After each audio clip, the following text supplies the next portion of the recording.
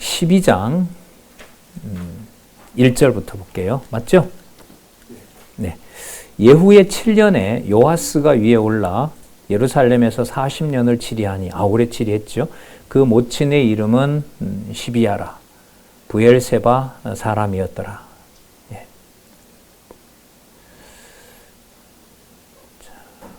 요아스가 제사장 여호야다의 교훈을 받을 동안에 여호와 보시기에 정직히 행하였으되, 여기 그 다음에 오직 산당을 제하지 아니하였으므로, 그러니까 여호와를 부르고 다른 신도 부르게 됐다는 거죠. 이게 이제 타락인 겁니다.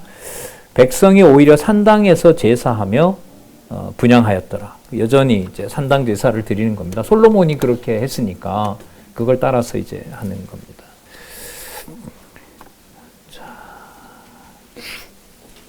북쪽 이스라엘은 그 느바세 아들 여로보암의 길로 가서 그 범죄해서 버리잖아요.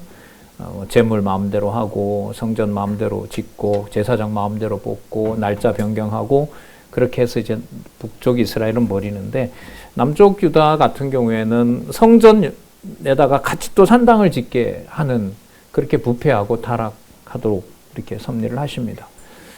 그러니까 거기에 여호와 이름을 두신다라고 한 역사가, 약속이 계속 여기에 뭐가 붙어 있냐면 산당이 붙어 있는 거예요. 그럼 이걸 처리를 하려면 산당을 없애든가 아니면은 다시 짓든가. 하나님 여호와께서 선택하신 방법은 바벨론에 의해서 싹 헐어버리고 70년 후에 다시 짓는 방법이었던 거죠. 그래서 바벨론에 멸망당한 이후에 돌아와서 성전을 짓는 에스라 성전 같은 경우에는 이런 의미에서 실체로 가는 바로 그 의미가 있다는 것을 말씀을 드립니다. 12장 4절부터 8절까지 그 제사장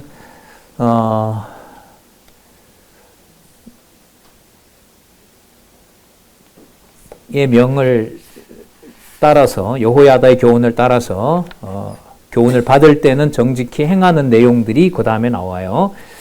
요아스가 제사장들에게 얘기를 합니다. 여호와의 전에 거룩하게 하여 드리는 은, 곧 사람의 통용하는 은이나 각 사람의 몸값으로 드리는 은이나 자원하여 여호와의 전에 드리는 모든 은을, 자, 이게 보면 세금이 세 가지가 나오잖아요. 첫 번째 보면 이 사람의 통용하는 은이라고 하는 것은 보통 그렇게 해석을 해요. 인구조사 때 너 이 나라 백성임을 확인해 주잖아요. 우리 말하면 옛날에 뭐가 있었냐면 인두세라는 게 있었어요. 세금 막 걷어갈 때, 그 구한말에 막 부정부패가 극에 달할 때, 애가 나면 가서 무조건 세금 가져오는 거죠. 그래서 그때 막 엄청난 폭정이 있고 밀란도 일어나고 그랬잖아요. 태어난 자식을 죽일 수는 없으니까 남자들이 스스로 그냥 남자임을 포기하는 무서운 일도 우리나라에 일어나죠. 어쨌든 약간 인두세와 같은 그런 성격이라고 보시면 돼요. 그 인두세의 목적은 하나님이 태어나게 했으니까 세금 내라는 거죠. 자, 그 다음에 각 사람의 몸값으로 받는 것은 보통 그 출애굽기 30장에 나오는 속전이라 그러죠. 각 사람마다 청결 의식을 행하잖아요. 그럴 때 속전을 내야 되는 거죠. 그 다음에 그 자원이라고 하는 것은 이제 자발적으로 내는 감사제 예물이나 이런 것들. 그러니까 태어나면서부터 예루살렘 이 성전 체제에서는 성전 제사장들에게 뭐가 오냐면 돈이 오는 거예요. 그러니까 생육하고 번성하면 좋죠. 뭐가 들어오니까?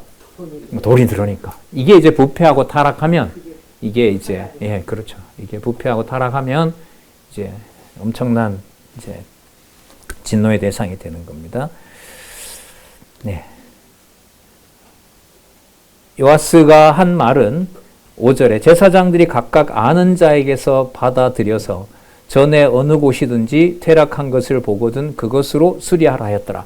이걸 누구에게 맡겼냐면 제사장들이 이 헌금 관리하세요라고 한 거예요. 근데 제사장들이 했을까요? 안 했어요. 안 하고 자기네들 필요 경비로만 쓰는 거예요. 왜냐면 그것도 거기에 있잖아요. 그 율법에 있거든. 그건 뭐 명시되어 있지는 않지만 그런 명목으로 제사장들이 이걸 쓰고 성전은 정작 수리하지 않는 거죠. 7절에 요아스 왕이 대제사장 여호야다와 제사장들을 불러서 이르되 당신들 어찌하여 성전의 퇴락한 데를 수리하지 아니하느냐. 이제부터는 너희 아는 사람에게서 은을 받지 말고, 이게 그러니까 이게 거두어서 가져오는 체제인 거죠. 그러니까 이제 명령을 내리면 가서 이제 그 세금 거두오고 자, 그렇게 하지 말고 저희로 전 퇴락한 데를 위하여 드리게 하라. 그러니까 지금 이 낸 돈은 어디에 성전 수리, 이건 뒷문 수리, 앞문 수리, 들어가는 곳 수리, 그렇게 세금을 정확하게 매기라는 거죠. 명목에 따라서. 얼마나 위대한 왕이에요. 자, 잘하죠, 왕이. 성전에서 보호를 받았으니까. 제사장들이 다시는 백성에게 은을 받지 않고 전 퇴락한 것을 수리하지도 아니하기를 응하였더라. 이게 화가 난 것 같아요. 그래? 그럼 안 받고 성전도 안 하겠다. 이렇게 된 거예요. 잘하는 건가? 성전 받고 성전 수리 대금 받아서 성전을 수리해라 이러니까 그러면 안 받고 우리 성전 수리 안 하겠다. 이렇게 된 거죠. 여기에 이제 왕은 왜 이런 기록들을 기록해 놓는지 보겠습니다. 자, 9절이죠. 제사장 여호야다가 한 궤를 치우하여 그 뚜껑에 구멍을 뚫어 여호와의 전 성전문 어기 오른쪽 단 옆에 둡니다. 그리고 여호와의 전에 가져오는 은을 다 문을 지키는 제사장들이 그 궤에 넣습니다. 누가 가져가는 게 아니에요. 가져오면 전부 거기에다가 이제 모아놓는 겁니다. 이에 그 궤 가운데 은이 많은 것을 보면 왕의 서기와 대제사장이 올라와서 여호와의 전에 있는 대로 그 은을 계수하여 봉하고 그 달아본 은을 바로 일하는 자, 곧 여호와의 전을 맡은 자의 손에 둡니다. 그러니까 제가 뒷문 수리하는 자예요. 그럼 그 뒷문 수리가 예를 들면 은 100개가 필요해요. 그럼 은 100개를 거기에서 빼서 바로 그 사람에게 줘요. 중간에 해먹지 못하도록.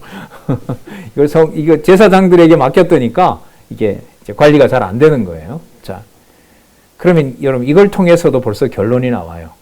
여호와의 이름을 두겠다고 했던 성전에 모든 걸 다 바쳐서 요걸 관리를 잘 해야 되는데 유다에 있는 제사장들도 성전을 잘 수리하면서 거기에 여호와의 이름을 두는 일에 열심을 내지 않았다라는 게 되죠. 그러면 여호와의 이름을 누가 보호하신다? 여호와가 보호하신다. 이거 알려주려고 하는 거예요. 자, 12절에 보면 미장이도 그렇게 하고요. 석수에게도 그렇게 합니다. 자, 13절에 여호와의 전에 드린 그 은으로 그 전에 은대접이나 불집게나 주발이나 나팔이나 요거 다 이제 망가졌었어요. 오래 지나면서. 그러니까 그 항목별로 필요한 은을 가져다가 쓰라는 겁니다. 14절 오직 그 은을 일하는 자에게 주어 그것으로 여호와의 전을 수리하게 하였으며 또 그 은을 받아 일꾼에게 주는 사람들과 회개하지 아니하였으니 이는 그들이 성실히 일하였습니다. 그러니까 제사장들을 빼고 일하는 사람에게 맡기니까 어떤 그것도 없는 거예요. 얼마 필요해요? 그리고 그거 그대로 만들어 놓으세요. 그 얼마 줬더니 그게 딱 만들어지니까 누구한테 심부름 시킬 일이 없는 거예요. 그러니까 이게 재밌는 일이 벌어진 거죠. 제사장들을 빼고 뭐가 수리가 돼요? 성전이 수리가 되는 거죠. 요아스를 통해서 하나님의 이름을 보존하는 이 일들이 이렇게 일어나는 겁니다. 이는 성실히 일을 하였습니다. 그게 이제 일이 잘 되는 겁니다. 하지만 이제 율법대로 속건제의 은과 속죄제의 은은 여호와의 전에 드리지 아니하고 이건 제사장들도 살아야 되니까 우리 제사장들에게 돌렸더라 이렇게 나옵니다. 자, 그런데 당시에 아직까지 강한 세력이 어느 세력이냐 하면 아람 제국입니다. 아직 아수르가 등장하기 전이에요. 자, 17절 볼게요. 때에라는 말은 요아스가 성전 수리를 잘 수행했을 때에 아람 왕 하사엘이 올라와서 가드를 쳐서 취하고 이게 블레셋 땅이지만 다윗 때 이 땅까지 점령을 합니다. 자, 근데 이쪽을 먼저 쳐요. 아람 왕이. 예루살렘을 향하여 올라오고자 한 고로 유다 왕 요아스가 그 열조 유다 왕 여호사밧, 요람, 아하시야 그러니까 조상 대대로 왕가 대대로 구별하여 드린 모든 성물과 자기가 구별하여 드린 성물과 그러니까 자기가 왕 되면서 자기가 이제 왕이니까 받은 그 세금을 모아놓았던 곡간이 있잖아요. 그리고 선왕들이 모아놨던 재물도 있고 여호와의 전 곡간과 왕궁에 있는 금을 다 취하여 아람 왕 하살에게 보내었더니 하사엘이 예루살렘에서 떠나갔더라. 자, 요거 잘한 건가요? 못한 건가요? 그러니까 여호와를 불렀더라라는 이름이 안 나오잖아요. 그러니까 하사엘에게 뭘 줬냐 하면 가지고 있는 뇌물들을 주고 나라 침범하지 마라. 이런 일이 벌어진 겁니다. 그러면 이것도 보면 요아스가 하나님의 전을 지키기 위해서 하나님만 의지하였더라라고 하는 결론을 낼 수가 없죠. 여기서도. 그러면 또 나오는 거예요. 하나님의 사람이 말씀하셨던 여호와의 이름이 보존되는 그 약속을 지켜가는 분은 바로 여호와이시다라는 결론을 낼 수밖에 없죠. 그러니까 요아스가 잘했다라는 결론을 교훈으로 끌어낼 수가 없는 겁니다. 여러분 그 내용이 뒤에 나옵니다. 요아스의 남은 사적과 그 행한 모든 것은 유다왕 역대 지략의 왕가의 그 기록에 기록되지 아니하였느냐. 자, 그런데 요아스의 신복들이 일어나서 모반하여 실라로 내려가는 길가에 밀로 궁에서 저를 죽였고 뭐 당합니까? 암살당합니다. 요아스가. 잘했잖아요. 암살당해요. 저를 쳐서 죽인 신복은 시므앗의 아들 요사갈과 소멜의 아들 여호사바드이었더라. 그렇게 죽었지만 저는 다윗성의 그 열조와 함께 장사되고 그 아들 아마샤가 대신하여 왕이 되니라. 거기 시므앗의 아들 시므앗 족속하고요. 시므앗의 가문하고요. 소멜 가문은 역대기하를 참조하면 역대기하의 이 내용이 그대로 기록이 되는데 한번 비교를 해보도록 할게요. 성경은 성경으로 해석하면 되니까요. 암몬 출신이에요. 시므앗은 암몬 출신이고 소멜은 모압 출신입니다. 그러니까 누구 손을 들어다가 모압과 암몬의 후손을 들어다가 요아스를 암살하도록 해요. 이게 여러분 자연스러워요. 이게 요아스가 성전 수리했잖아요. 잘한 일 아니에요? 그죠? 그런데 아람 왕을 또 의지했어요. 그 성전에 있던 걸 다 털어서 뇌물로 바쳤어요. 그러면 암살을 해도 누가 해야 되냐 하면 그걸 왜 털어줬느냐라고 유다인 중에 누군가가 하나가 요아스를 당신 그러면 안 됩니다. 여호와를 의지해야지. 그렇게 그걸 쓰시면 그걸 주면 어떻게 합니까? 사실 나중에 그 히스기야 보면 이사야가 가서 얘기를 하자 펴놓고 기도하잖아요. 하나님 이 아수르로부터 우리를 지켜주시옵소서라고 해서 지켜주고 그 다음에 바벨론에는 또 다시 또 곡간을 다 열어 보여주는 이런 일이 나오긴 하지만은 자 이것도 피살된 내용을요 메모하시고요 다음에 좀 확인해 주시기 바랍니다. 역대기하 24장 20절 이후 역대기하 24장 20절 이후를 참조해 주시기 바랍니다. 거기 내용을 말씀을 드리도록 할게요. 확인은 본문을 통해서 꼭 확인하시기 바라고요. 자, 아까 곡간을 열어서 그 뇌물을 주잖아요. 성전 기명을 자기 나라 보존하겠다고 남에게 준 거 아니에요. 그건 여호와를 위해서 써야 되는 건데 자기도 참 재밌어요. 그러니까 자기도 여호와를 위해서 쓰려고 모아놨는데 이걸 나라를 치러 들어오니까 그걸 들여다가 오지 마세요 하고 하사엘을 준 거예요. 이걸 누가 책망을 하냐 하면 제사장 스가랴가 책망을 합니다. 그러니까 이제 누구는 돌아가셨냐 하면 고모부 제사장은 돌아가신 거야. 그 다음에 제사장이 스가랴인데 스가랴가 여호와의 명을 거역하였다고 지적을 합니다. 이게 24장 20절에 나오거든요. 요아스가 어떻게 했게요? 돌로 쳐 죽였습니다. 역대기에 보면. 그리고 이걸 누가 인용을 하냐 하면 예수님께서 나중에 마태복음 23장 35절에 아벨의 피로부터 스가랴입니다.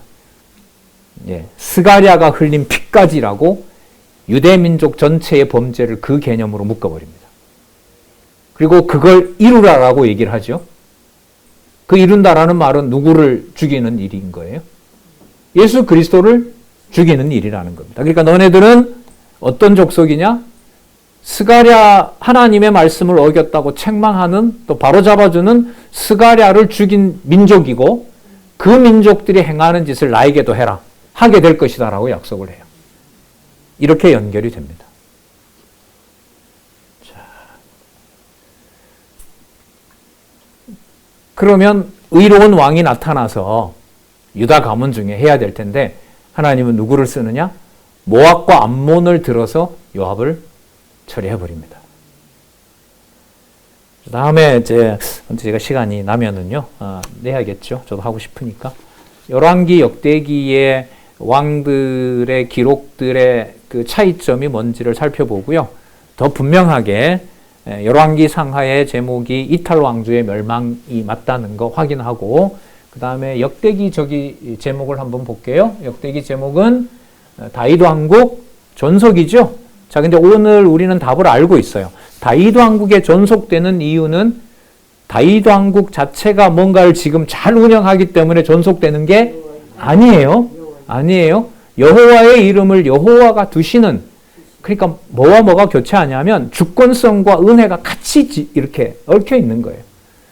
그러니까 복 받는 일인데 동시에 보면은 피살 당해야 되는 일이 같이 겹치는 거죠.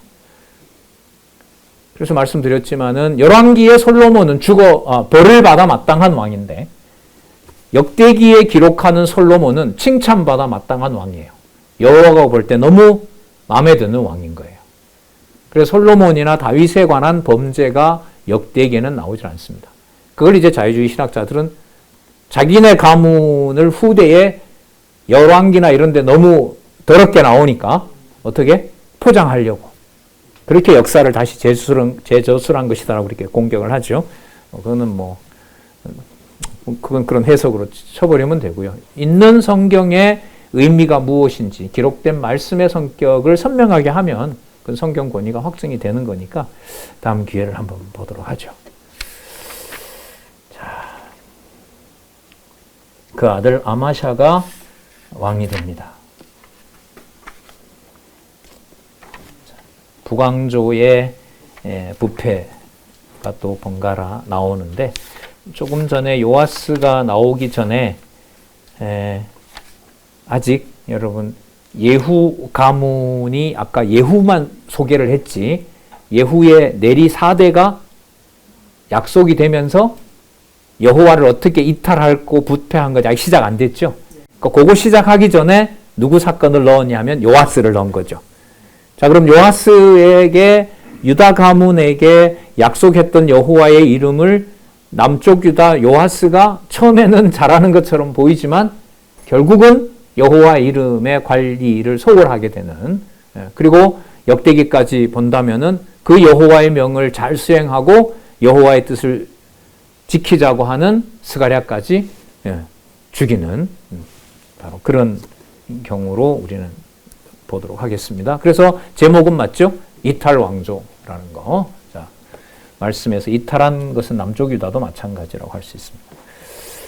그 다음에 13장 1절에서부터 6절을 보시면 예후의 아들 여호아하스가 여로보암의 죄를 쫓습니다. 여호아하스가 이어서 왕이 되고요. 2절에 볼게요.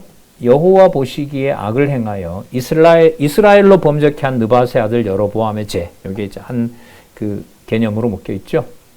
3절에 보시면 여호와께서 이스라엘을 향하여 노를 바라사 늘 아람 왕 하사엘의 손과 그 아들 베나닷의 손에 붙이셨으니 아람 왕이 이스라엘을 학대함으로 여호와 아하스가 여호와께 간구하매 여호와께서 들으셨으니 이는 저희의 학대 받음을 보셨더라.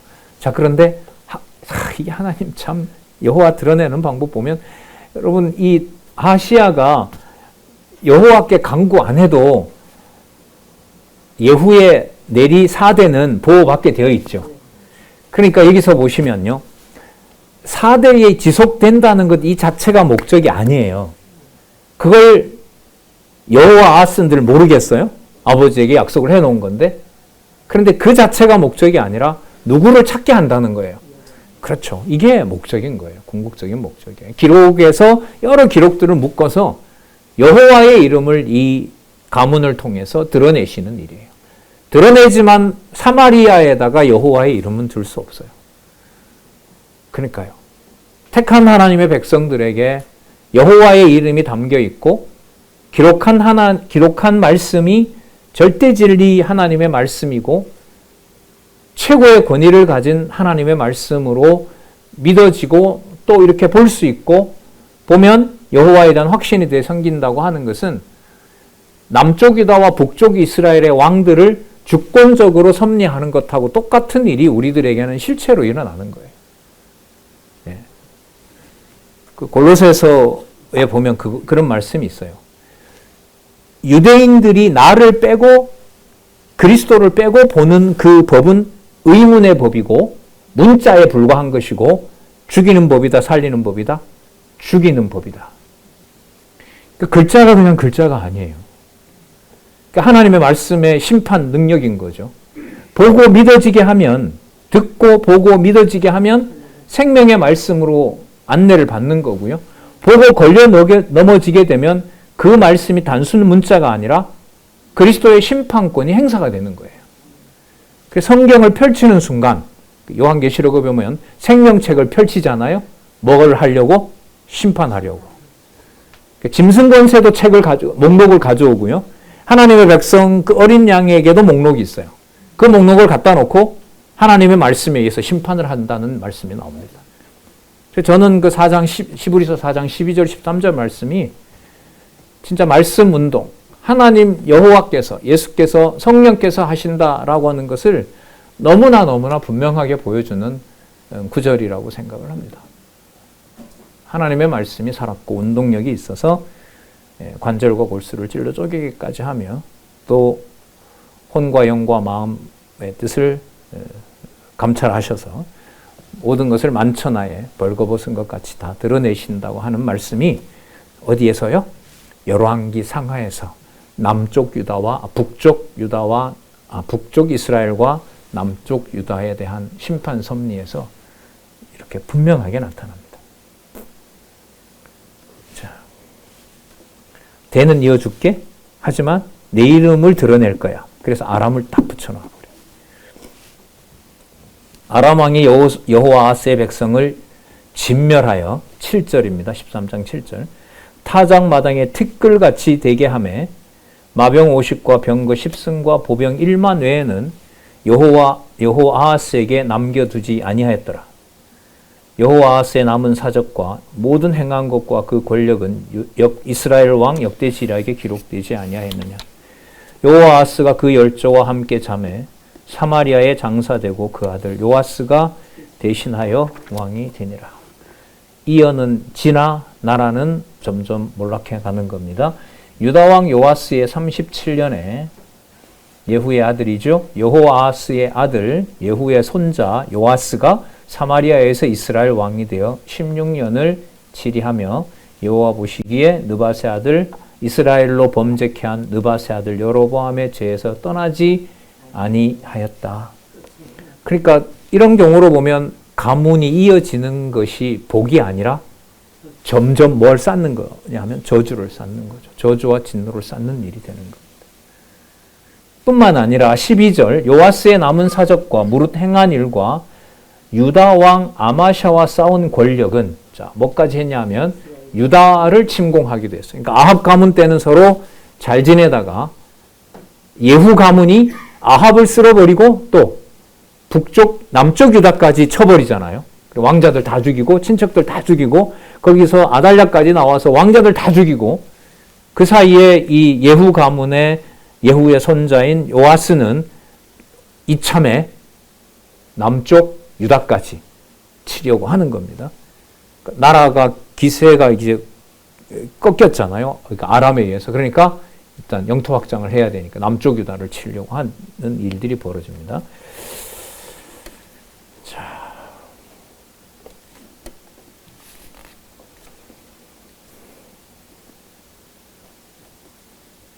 13절 요아스가 그 열조와 함께 잠에 이스라엘 왕들과 함께 사마리아에 장사되고 여로보암이 그 위에 앉으니라. 이게 여로보암 2세죠.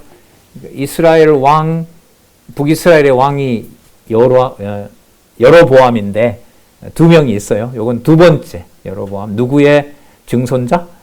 예후의 증손자. 자, 요때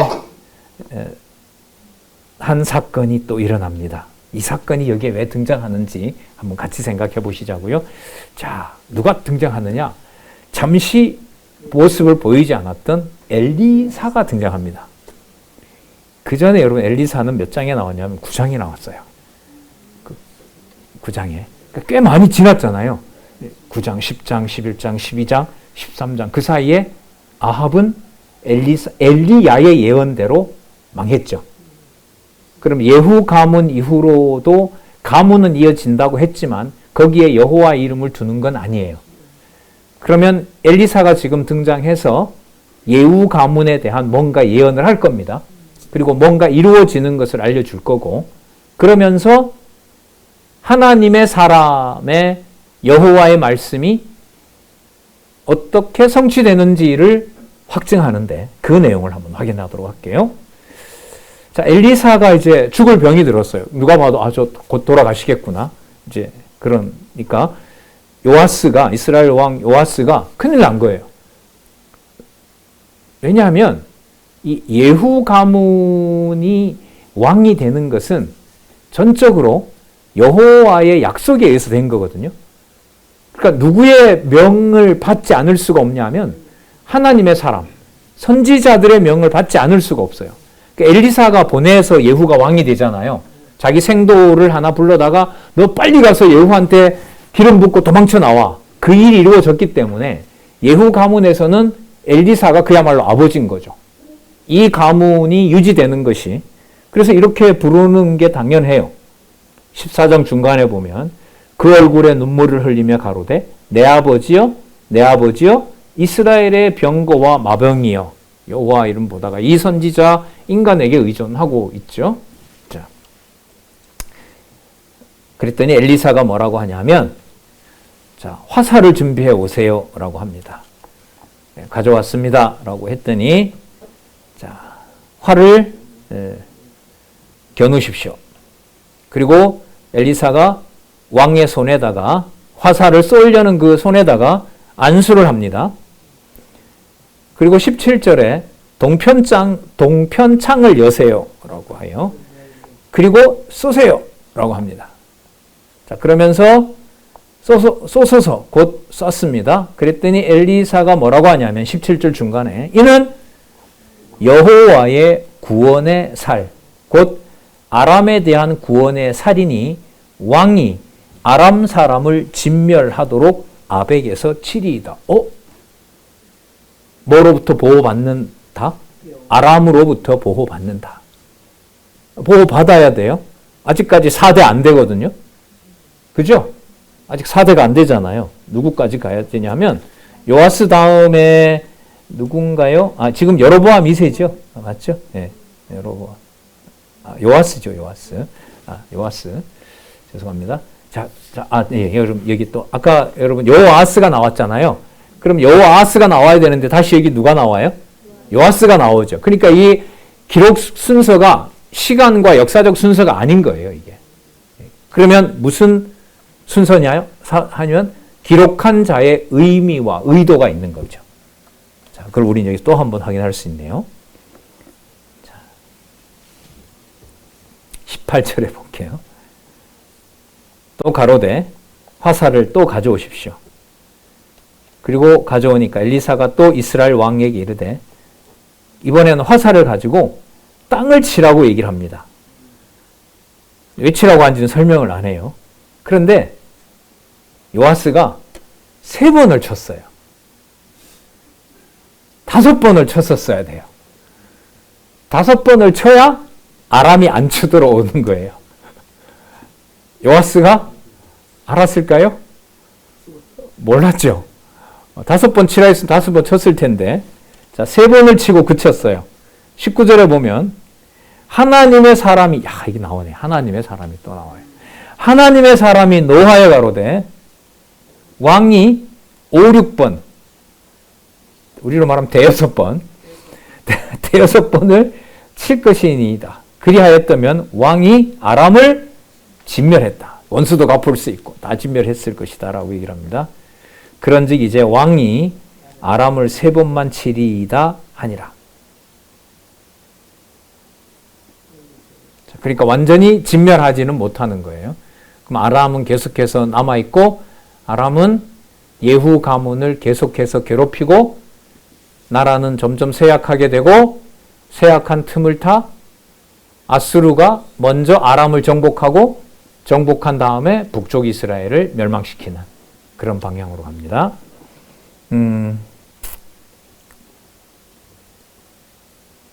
20절. 그리고 엘리사가 죽습니다. 엘리사가 죽음에 장사하였더니 해가 바뀌어 모압 적당히 지경을 범한지라. 이제 모압이 쳐들어왔어요. 모압은 북쪽 이스라엘 오른쪽에 있잖아요. 모압과 암몬이 있는데 모압이 쳐들어옵니다. 근데 거기서 사상자가 났고요. 21절에 마침 사람을 장사하는 자들이 그 적당을 보고 그 시체를, 그 사람의 죽은 시체를 엘리사의 묘실에 던짐에, 시체 들고 던졌어요. 시체가 엘리사의 뼈에 닿자 곧 회생하여 일어났더라.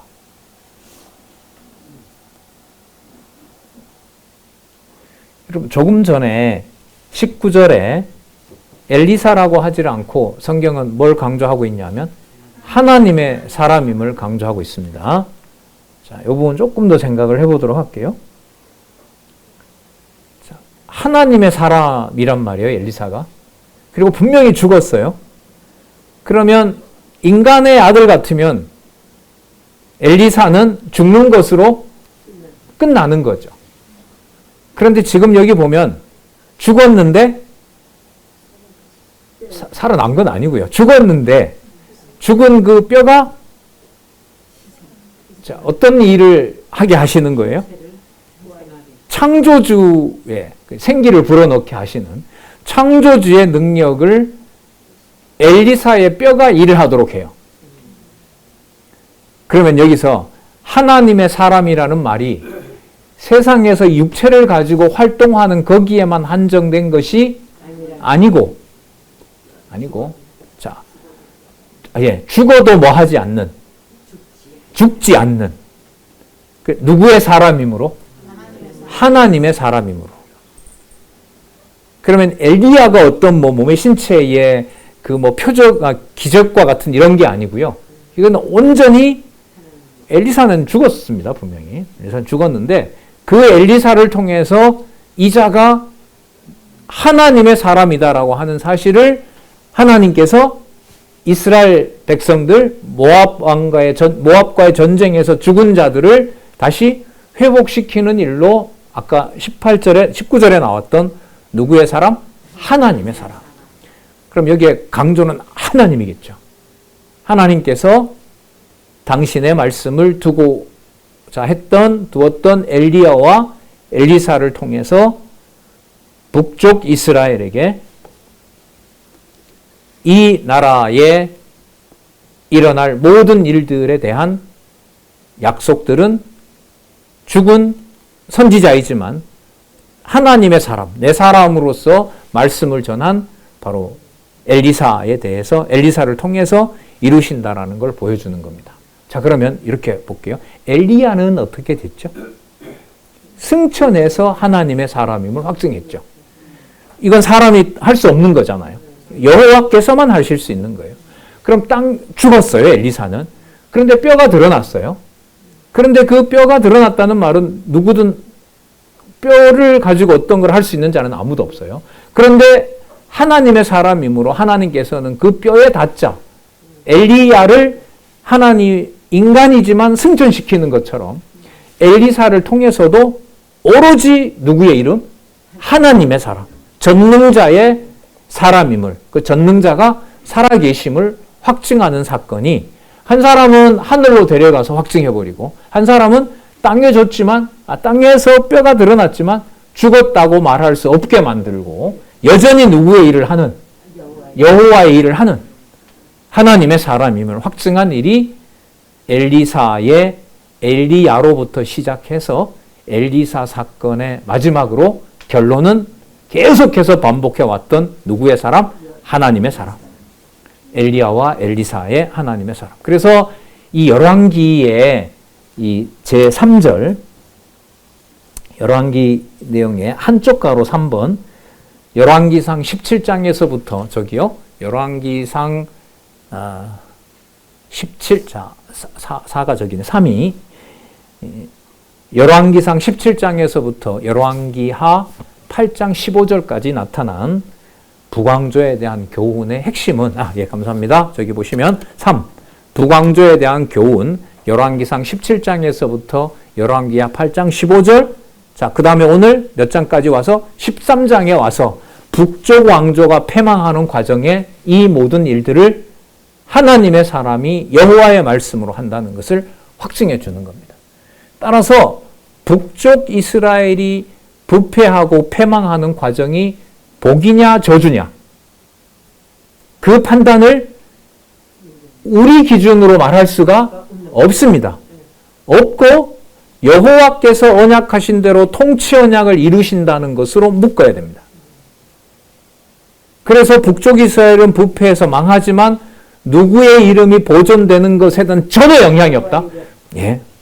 왜? 하나님의 사람을 다스린 것 보면 안다. 한 사람은 데려가서 하나님의 사람임을 확정하고 하나는 죽었지만 결국 죽었다라고 말할 수 없게 만들므로 하나님의 사람, 여호와의 사역을 여호와께서 통치 언약을 이루시는 분임을 확증해 주는 사건이 엘리야, 엘리사 사건이 왜 열왕기의 3분의 1을 차지해야 되는지에 대한 비밀을 우리는 여기서 확인을 했습니다. 여러분 그렇다면 엘리사는 무덤에 있는 건데 살아있는 걸까요? 죽어있는 걸까요? 이게 말을 못하게 해요. 이게 지금 말을 못하게 한다고요.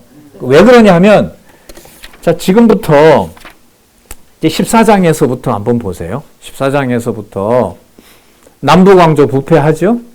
자 15장 8절에서부터 17장까지 먼저 북쪽 왕국이 패망하거든요. 그럼 지금 남아있는 사건 하나는 뭐냐 하면 북쪽 왕조가 어떻게 패망하는지가 17장까지 나와요. 18장부터는 이제 히스기야 사건 나오는 남쪽으로 넘어가거든요. 그러면 요 엘리사의 뼈에 닿아서 살아난 요 사건 다음에 딱 남아있는 사건 하나는 뭐냐면 북쪽 왕국이 패망하는 거거든요. 그러면 이렇게 되는 거예요. 북쪽 왕조가 패망하는 과정에 엘리사가 육신의 몸을 가지고 이 땅에 살아있거나 살아있지 않거나라는 게 중요한 게 아니게 돼요. 살아서 언약한 대로 이세벨 가문이 끝장이 나는 것하고 아합의 가문이 끝장 나는 것하고 죽었으면 저 사람 이제 하나님의 사람 일을 못한다라고 생각할 뻔했는데 뭐 하니까? 죽어도 하나님 일의 사역을 하니까. 그러면 이후에 일어나는 북왕조의 패망 과정에서도 여전히 죽은 엘리사지만 죽은 게 아니라 누구의 일을 하고 있다? 하나님의 사람으로 하나님의 일을 하고 있다라고 하는 해석이 가능한 거예요. 물론 그리스도에 대한 예표죠. 그러니까 승천하신 그리스도, 죽으신 그리스도, 여러분 그 죽으신 그리스도가 아무것도 안 했을까요? 사역을 했을까요? 베드로전서가 한번 나오잖아요. 내려가셔서 노아 시대 때 죽은 자들에게 거기서 그리스도가 심판합니다. 너네들 있을 자리에 잘 와 있다. 그때 여호와의 언약을 무시하고 받아들이질 않고 했던 자들, 그들을 그리스도가 음부에 내려가셔서, 음부에 내려가려면 사망 권세와 같이 돼야 돼요. 사망 권세에 죽어야 음부로 내려갈 거 아니에요. 근데 거기서 끝난 줄 알았는데 이분이 3직을 가지고 계시잖아요. 선지직, 왕직, 제사장직 가지고 계시니까 자신이 완성한 법을 가지고 음부에 내려가서 왕권을 가지고 거기 가서 재판을 해버리는 거죠. 그러니까 이런 모든 그리스도의 사건들이 많이 인용이 되는 부분이 바로 엘리야와 엘리사 사건이죠. 잘 아시는 것처럼 변화산에서 누구 만납니까? 엘리야 만나죠. 그 엘리야를 엘리사하고 열왕기에는 뗄 수가 있어요, 없어요? 절대로 못 떼죠. 거기에 같이 다 연관이 되어 있는 겁니다. 자, 그렇다면은 이제 다음에 나타나는 사건들의 핵심인 북쪽 왕고가 패망하는 저것은 여전히 누구의 이름이 지속하고 있다? 하나님의 사람 엘리야, 계속 지속되고 있는 겁니다. 거기에 목적은 여호와의 이름을 유다에 두시겠다고 했던 약속을 이루기 위하여. 그럼 유다의 그 이름을 어떻게 두시느냐? 거기에 남아있는 18장에서부터 25장입니다. 네. 다음 시간에 볼게요. 자, 13장 결론 읽고 마치도록 할게요. 13장 22절에서부터 25절. 그래서 여기에 뼈 사건이 나오는 거예요. 22절. 여호아하스 왕의 시대에 아람 왕 하사엘이 항상 이스라엘을 학대하였으나, 자, 이제는 학대해도 돼요. 왜요? 엘리사가 죽은 게 아니라 여전히 뭐 하고 있으니까. 하나님의 사람으로 사역하고 있으니까. 누구 이름이 계속 드러날 거니까. 그렇죠. 그러니까 아람이 쳐도 돼요, 이제는. 망할 만하다니까요. 23절. 같이 읽어볼게요. 학대하였으나, 자, 23절. 시작. 여호와께서 아브라함과 이삭과 야곱으로 더불어 세우신 언약을 인하여 이스라엘에게 은혜를 베풀어 긍휼히 여기시며 권고하사 멸하시기를 즐겨하지 아니하시고 이때까지 자기 앞에서 쫓아내지 아니하였더라. 핵심은 아브라함과 이삭, 야곱에게 세우신 언약, 3대 언약, 여호와의 이름이죠. 그걸 북쪽이 이스라엘에게 보여주려고 사전에 어떤 작업을 해요? 엘리사 죽었다고 말하지 마라. 엘리사는 여전히 하나님의 사람임을 확증해요. 그러면 그 근거는 어디냐? 아브라함과 이삭과 야곱에게 약속한 것에 있다. 그렇다고 하지만 이 이름을 내가 사마리아에는 두지 않을 거다. 그럼 어디에 두느냐? 예루살렘에 둘 거다. 그 예루살렘에 두는 일이 13장이 끝나고 그 다음에 남북 왕조의 부패로 북쪽 이스라엘 먼저 망하게 하고 남쪽 유다로 넘어가는 그 내용에 지금 이 사실이 들어 있습니다. 24절.